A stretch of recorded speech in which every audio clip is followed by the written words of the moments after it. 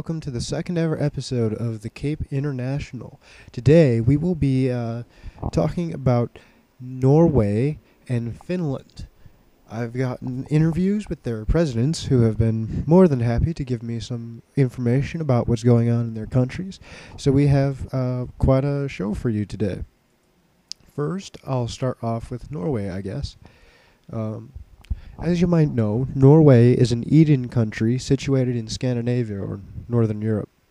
They border two peace countries, Russia and the UK, and they have absolutely felt the pressure caused by this. In fact, just lately, they were threatened with being annexed by Russia, with whom have had a tense relationship ever since they conquered them, then released them again. Norway has always had an uncertain future. They are a small country, desperately in need of a baby boom.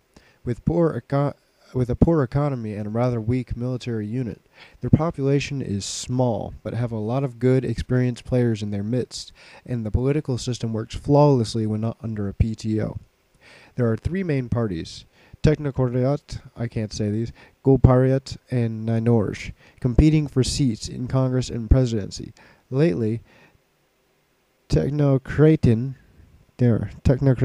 has been the largest party in both these types of elections and in amount of members. Due to recent events, Norway has started again from scratch with only one Q5 hospital as of right now, and all the political parties were wiped out. They merged with Finland to get rid of the threat from the UK and Russia and are in the process of liberating themselves. Reboot just won the presidential election, and they're all looking forward to a month of progress in every field, from military to economy to politics. Well, that's Norway. Sounds a lot like East South Africa to me. Huh. Except we're not Eden, but otherwise, yeah, it's pretty close. Next one, Finland. Finland has emphasized on improving its economy and military effectiveness the last few months. They have managed to make savings and increase the gold reserves back to pre-summer levels and beyond by selling currencies, keeping a tight budget, and importing goods abroad. Oh, I'd like to congratulate you guys. That's a nice achievement. Their military has gone through reforms lately, which allow them to remain a force to be reckoned with in the foreign conflicts, despite the small size as a country.